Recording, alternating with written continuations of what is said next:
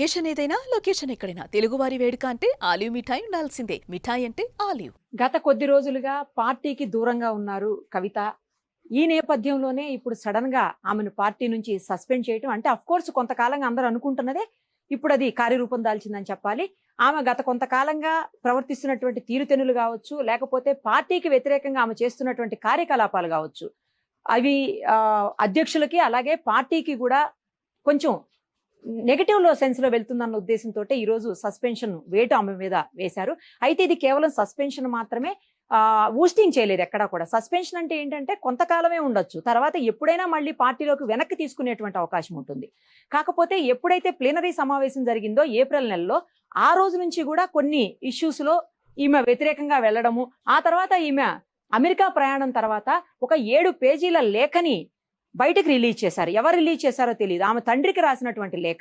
ఆ లేఖలో క్లియర్ గా ఆమె ప్లీనరీలో జరిగినటువంటి కొన్ని విషయాల్ని, అలాగే పార్టీలో జరుగుతున్నటువంటి కొన్ని వ్యతిరేక కార్యక్రమాలని, అంటే పార్టీకి నష్టం కలిగించేటువంటి చర్యల్ని ఆమె అందులో స్పష్టంగా తండ్రికి లేఖ రాశారు. ఆ లేఖని బహిష్కృతమైనటువంటి పరిస్థితులు, అంటే బహిర్గతమైనటువంటి పరిస్థితుల్లో ఆమె దెయ్యాలే ఈ లేఖను బయటికి విడుదల చేశాయి అని చెప్పేసి పార్టీకి సంబంధించినటువంటి కొంతమంది వ్యక్తుల మీద ఆమె కామెంట్స్ చేశారు. ఆ తర్వాత క్రమేపీ అవి ఆ పార్టీకి దూరం అవుతూ వచ్చారు ఆవిడ.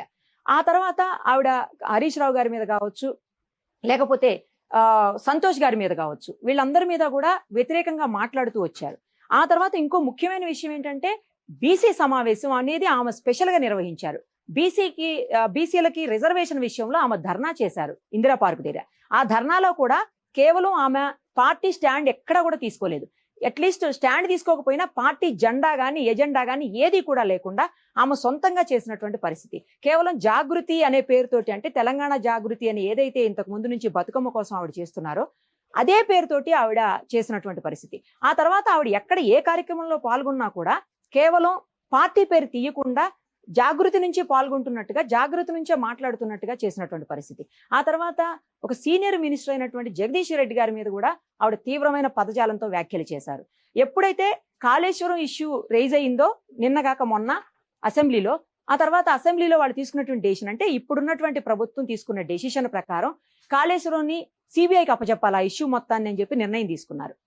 ఆ నిర్ణయం తర్వాత ఆవిడ కాళేశ్వరం ఇష్యూ సిబిఐకి గనక వెళితే అక్కడ అవినీతికి పాల్పడిందేమో కేటీఆర్ మన హరీష్ రావు గారు అలాగే సంతోష్ గారు, వాళ్ళిద్దరూ పాల్పడితే అవినీతికి, దాంట్లో కేసీఆర్ గారికి ఏం సంబంధం? ఒకవేళ ఆయన మీద గనక సిబిఐ ఎంక్వైరీ అనేది చేస్తే ఇంకా పార్టీ ఉంటే ఎంత పోతే ఎంత అని చెప్పేసి చాలా తీవ్రమైన పదజాలాన్ని ఆవిడ వాడారు. వీటన్నింటినీ కూడా పార్టీ సీరియస్ గా తీసుకున్నటువంటి పరిస్థితి.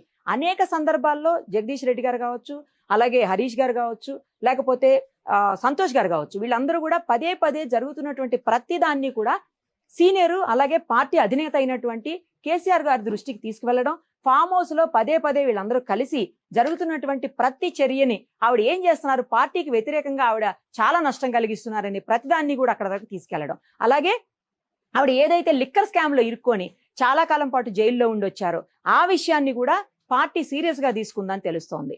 ఎందుకంటే పార్టీ ఓడిపోవడానికి కూడా ఆ అంశమే ప్రధాన కారణం. అంటే ఆమె చేస్తున్నటువంటి కార్యకలాపాలతో పాటు ఏ లిక్కర్ స్కామ్ లో ఇరుక్కోవడం అనేది కూడా మేజర్ గా ఎగెనెస్ట్ గా అయినట్టుగా భావించినటువంటి పరిస్థితి ఉంది. సో ఇవన్నీ కలిసి వచ్చి ఒకటేసారి ఈ నిర్ణయం తీసుకున్నటువంటి సిచ్యుయేషన్. అయితే కొంతమంది మాట్లాడుతున్నారు ఈమెకు బీజేపీ వాళ్ళ సపోర్ట్ ఉందని, అలాగే కొంతమంది కాంగ్రెస్ వాళ్ళ సపోర్ట్ ఉందని. ఎందుకంటే బీసీ ఉద్యమం సమయంలో, అంటే బీసీలకి రిజర్వేషన్ విషయంలో ఆమె చేసినటువంటి ధర్నాలో ఆమె పార్టీ కంటే కూడా కాంగ్రెస్ కి సపోర్ట్ చేసినటువంటి పరిస్థితి ఉంది. అందుకని ఈమె కాంగ్రెస్ పార్టీలోకి వెళ్తారు అని అంటున్నారు. కానీ కాంగ్రెస్ పార్టీలోకి వెళ్తారా, బీజేపీలోకి వెళ్తారా, లేకపోతే ఆమె సొంతంగా పార్టీ పెట్టుకుంటారా? అసలు జాగృతి పార్టీని కూడా రిజిస్ట్రేషన్ చేయించి సపరేట్ గా పార్టీని నడపాలి అని కూడా అంటున్నట్టు కొంతమంది చెప్తా ఉన్నారు. సరే, ఈ 3 ఆప్షన్స్ ఉన్నప్పటికీ మరి ఆవిడ ఏ నిర్ణయం తీసుకుంటారో వేచి చూడాలి. అయితే దానికంటే ముందు ఏదైతే పార్టీ నుంచి సంక్రమించినటువంటి పదవి ఉందో ఎమ్మెల్సీ, దాన్ని కూడా ఆవిడ రిజైన్ చేయాలి అని చెప్పి డెసిషన్ తీసుకున్నట్టు తెలుస్తుంది. మరి కాసేపట్లోనే మీడియా ముందుకు వచ్చి ఆ విషయం కూడా మేబీ చెప్పే అవకాశం ఉంటుంది. దాంతో పాటు పార్టీకి కూడా ఆమె రాజీనామా చేస్తారని తెలుస్తుంది. ఎందుకంటే స్పీకర్కి ఒకవేళ వీళ్ళు సస్పెండ్ చేసిన తర్వాత చాలా సందర్భాల్లో స్పీకర్కి కూడా వాళ్ళు లేఖ రాస్తారు.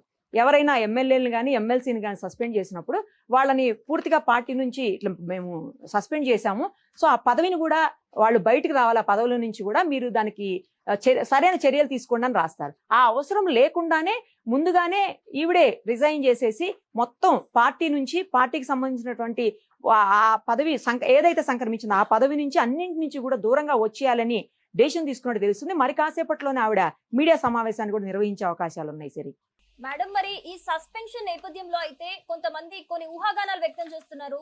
అటు బీజేపీలో కావచ్చు, లేకపోతే ఇటు కాంగ్రెస్ లో కావచ్చు, లేకపోతే సొంతంగానే కవిత ఆవిడ పార్టీ పెట్టుకుంటుంది అని అంటున్నారు. ఈ విషయంలో మీరేమంటారు మేడం? Yeah correct. 3 ఆప్షన్స్ ఆమె ముందున్నాయి. 1 కాంగ్రెస్, 2 బీజేపీ, 3 సొంత పార్టీ. కానీ ఇప్పుడే మనకి పిసిసి చీఫ్ మాట్లాడుతుంటే విన్నాము, అది కేవలం వాళ్ళ సొంత వ్యవహారం, ఆస్తుల విషయంలో గొడవ అయ్యి జరిగింది తప్పించి మా పార్టీలోకి వస్తున్నారని ఏం లేదు, అట్లాంటిది ఏం లేదు అని చెప్పి ఆయన మాట్లాడారు. అయినా వస్తే ఒకవేళ వచ్చినా కూడా అది హైకమాండ్ చూసుకుంటుంది, నాకేం సంబంధం అని అడిగారు ఆయన. కానీ కాంగ్రెస్ లోకి ఎంతవరకు వెళతారనేది కూడా ఇంపార్టెంట్ విషయం. ఎందుకంటే ఈమెకంటూ ఒక సపరేట్ గా ఎదగాలి, ఈమెకంటూ ఒక ప్రయారిటీ రావాలి, ఈమెకంటూ ఒక సిగ్నిఫికెన్స్ రావాలి అని చెప్పి ఆలోచించేటువంటి పరిస్థితుల్లో ఇంకో పార్టీలోకి వెళతారని కూడా అనడానికి లేదు. పార్టీకి సంబంధించి బీఆర్ఎస్ పార్టీకి సంబంధించినటువంటి ఒక్కళ్ళు కూడా ఆమెతో లేనటువంటి పరిస్థితి ఉంది. సో ఈ నేపథ్యంలో ఆమె సన్నిహితులతో మాట్లాడుకుని ఆ తర్వాత నిర్ణయం తీసుకుంటారు అని అంటున్నారు. సరే, సుమన్ టీవీలో మీ పర్సనల్ అండ్ బిజినెస్ ప్రమోషన్స్ కోసం కింది నెంబర్కి కాంటాక్ట్ చేయండి. డ్రగ్స్, గంజాయి లాంటి చెడు వ్యసనాలకు దూరంగా ఉండండి. తాత్కాలిక ఆనందం కోసం జీవితాలని నాశనం చేసుకోవద్దు. డ్రగ్స్ విక్రయాలు, దందాలు నిర్వహిస్తే 180059969969 టోల్ ఫ్రీ నంబర్ కి కాల్ చేయండి. డ్రగ్స్, గంజాయిని నిర్మూలిద్దాం, భవిష్యత్తును కాపాడదాం.